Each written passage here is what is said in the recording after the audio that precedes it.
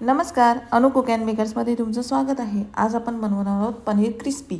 हॉटेलप्रमाणे जसे आपण बनवतो तशाच पद्धतीत आपण बनवायचं आहे। या इथे मी घेतलेला आहे कॉर्नफ्लोअर, त्यामध्ये मी पनीरचे तुकडे करून यामध्ये मी कॉर्नफ्लोअर लावून घेत आहे। कॉर्नफ्लोअरची आपण अशी पातळ अशी लेयर लावून घ्यायची आहे। सगळ्यात आपण पनीरला जे आहे ते आपण लावून घेत आहोत कॉर्नफ्लोअर। जसं हॉटेलमध्ये बनवतो त्याच पद्धतीत आपण घरी बनवणार आहोत। तुम्ही घरी नक्की करून पहा। इथे मी कॉर्नफ्लोअर लावून घेतलेला आहे पनीरला। सगळ्या जेवढे तुकडे असतील हुबे किंवा तुम्हाला ज्या साईजमध्ये तुम्हाला पनीर करायचे त्याप्रमाणे घेऊन तुम्ही कॉर्नफ्लोअर लावून घ्या। इथे मी 2 चमचे तेल घेतलेले आहे पॅनमध्ये। हेच पनीर तुम्ही तेलामध्ये फ्रायसुद्धा करू शकता। मी ते फ्राय न करता मी ते शॅलो फ्राय टाईप इथे मी पनीर क्रिस्पी करून घेत आहे। सगळ्या बाजूने आपण पनीर क्रिस्पी करून घ्यायचे। आता मी ते हुबे तुकडे करून घेतले होते ते मी आता या तेलामध्ये सोडून फ्राय करून घेत आहे। कमी तेलामध्ये करून घेत आहे। तुम्हाला पाहिजे असल्यास तुम्ही असे तुम्ही फ्राय करू शकता जास्त तेलामध्ये।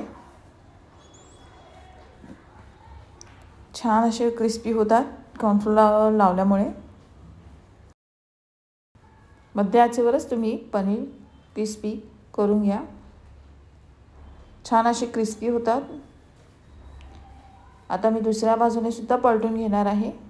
एका बाजूने आपले फ्राय झालेले आहेत, दुसऱ्या बाजूने आपण परतून घ्यायचे आहेत। पाहू शकता एक साईडला आपली कोटिंग झालेली आहे। थोडी ह्याहून आपल्याला थोडीशी क्रंची अशी बनवायची असल्यास आपण अजून थोडा वेळ अजून फ्राय करायला लागेल। गोल्डन कलर आला पाहिजे। माझं एक साईडला झालं असल्यामुळे मी थोडंसं इथे परतत आहे। सगळे पनीर आपण परतून घ्यायचे आहे।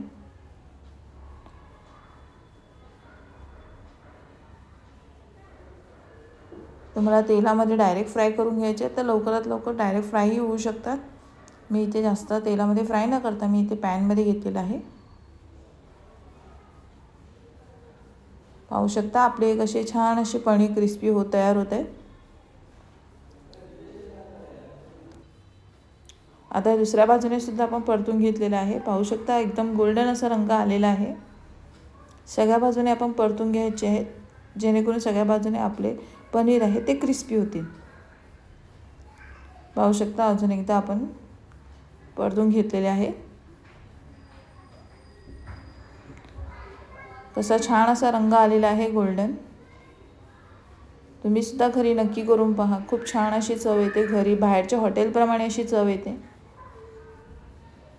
घरच्या घरी इझिली आपण बनवू शकतो। जास्त साहित्य सुद्धा याला लागत नाही। आपल्याला वाटते हे कठीण आहे पण नाही, खूप इझी आहे पनीर क्रिस्पी। आता मी एका टिश्यूवर काढून घेत आहे। सगळे पनीर मी काढून घेतले आहेत। आता मी उरलेलं तेल आहे म्हणजे जे जास्त तेल घेतलं नव्हतं, जे उरलेलं आहे तेल त्या तेलामध्ये मी आता आलं, लसूण, इथे आहे का शिमला मिरची, इथे आपली हिरवी मिरची आणि हा जो कांद्याचा पात आहे तो कांदा वापरलेला आहे आणि कांद्याचा पात सुद्धा घेतलेला आहे। आता आपण फोडणीसाठी इथे लसूण टाकलेली आहे बारीक चिरलेली व आलंही सुद्धा टाकून घेणार आहे आणि हिरवी मिरची आपण टाकून घेणार आहे फोडणीमध्ये। आता आलं टाकलेलं आहे बारीक चिरलेलं। त्यानंतर ह्यामध्ये आपण हिरवी मिरची टाकून घ्यायची आहे। लसूण, आलं आणि हिरवी मिरची फोडणीसाठी लागते। कुठल्याही चायनीजमध्ये तुम्ही करायला गेलात तर हे लसूण आणि आलं हे आपण चायनीजमध्ये वापरलंच जातं, त्याप्रमाणे आपण आता ह्याच्यामध्ये सुद्धा आपण लसूण आणि आलं घेतलेलं आहे, हिरवी मिरची घेतलेली आहे फोडणीकरिता। आता फोडणी अशी छान होऊन द्यायची आहे, भाजून घ्यायची आहे चांगली। लसूण अशी चांगल्या भाजल्यामुळे त्याची चवही छान अशी उतरते। मिक्स करून घेतलेलं आहे।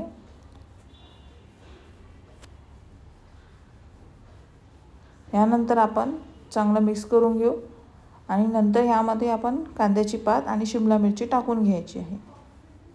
शिमला मिरची आणि कांद्याची पात लवकरात लवकर ह्याच्यामध्ये शिजली जाते, कच्ची लागत नाही।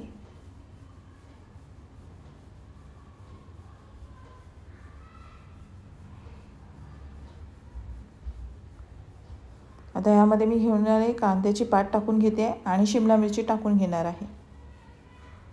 हा कांदा आपल्या जो कांद्याचा पातेसोबत येतो तो कांदा मी टाकलेला आहे। तुम्ही साधारण दुसरा कांदाही वापरला तरी चालेल।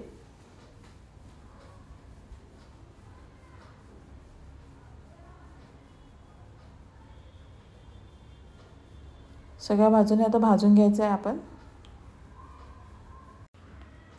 छान असून परतून झाले। त्यानंतर आपण ह्याच्यामध्ये घेतलेला आहे शेजवान चटणी।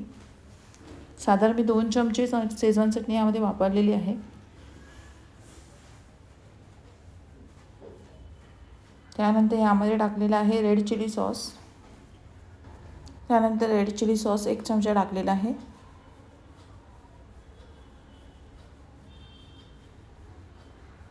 यानंतर आपण डार्क सोया सॉस घेणार आहे। तो पण थोडासा घ्यायचा आहे, जास्त नाही घ्यायचा आहे यामध्ये। त्यासाठी आपण थोडासा डार्क सोया सॉस घेतलेला आहे थोडासा। त्यानंतर केचप, टोमॅटो केचप आहे ते टाकायचं आहे। कारण जेव्हा आपण पनीर क्रिस्पी खातो तेव्हा थोडंसं स्पायसी आणि थोडंसं गोड असं आपल्याला लागतं। ते कारण आपण यामध्ये टोमॅटो केचप घेतलेला आहे ते केचप टाकायचं आहे यामध्ये।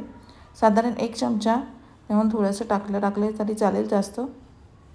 तर मी टाकलेला आहे टोमॅटो केचप। व आता याच्यानंतर मी यामध्ये टाकत आहे चवीपुरतं मीठ व ब्लॅक पेपर पावडर।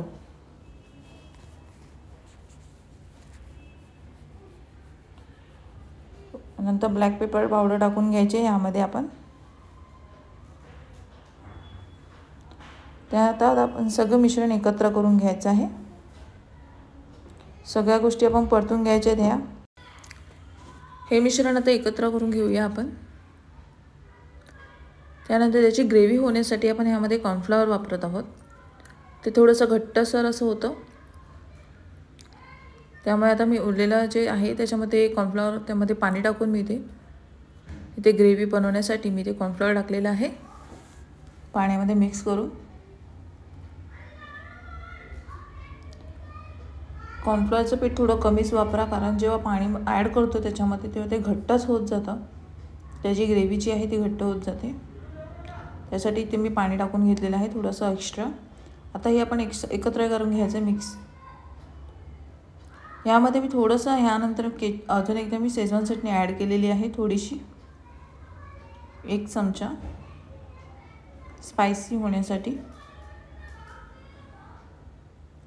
पाहू शकता ग्रेव्ही कशी घट्ट होते कॉर्नफ्लॉवर टाकल्यामुळे। आता ह्यामध्ये आपण जे पनीर आहे जे कॉर्नफ्लॉवर आपण मगाशी फ्राय करून घेतले ते ह्यामध्ये टाकून घ्यायचे आहे आणि सगळ्या बाजूने मिक्स करून घ्यायचे आहे। सगळे पनीर असे मी सोडून घेत आहे ग्रेव्हीमध्ये।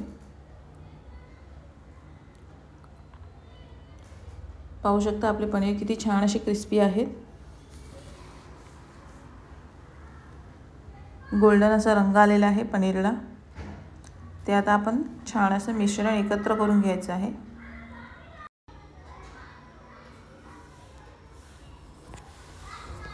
सगळ्या बाजूने आपण पनीरच्या याला ग्रेव्ही लावून घ्यायची। आता याहून थोडे पनीर कमी घेतले, जरा जास्त ग्रेव्ही लागेल। मी ते पनीर थोडं वाढवले होते। पाहू शकता छान असं आपण मिश्रण एकत्र करून घेतलेलं आहे। यानंतर आपण ह्याच्यावरती सर्विंगसाठी कोथिंबीर आणि सफेद तीळ हे टाकून घ्यायचे। अशा प्रकारे आपले पनीर क्रिस्पी पाहू शकता रेडी झालेली आहे। तुम्ही घरी नक्की करून पहा आणि मला नक्की सांगा की तुम्हाला कशी वाटली पनीर क्रिस्पीची रेसिपी। आपण आता इथे व्हाईट तीळ काढून घेतलेले आहे आणि अशा प्रकारे आपला पनीर क्रिस्पी रेडी झालेली आहे। मला माझे व्हिडिओ आवडले असल्यास माझ्या अनु कुक अँड बेकर्सच्या चॅनलला सबस्क्राईब करा, व्हिडिओला लाईक करा, शेअर करा आणि बेल आयकॉन दाबायला विसरू नका। धन्यवाद। चला आता रेडी झालेली आहे आपली पनीर क्रिस्पी। नक्की मला आता कमेंट्समध्ये सांगा की कशी झाली होती तुम्ही पण बनवलेली पनीर क्रिस्पी। धन्यवाद।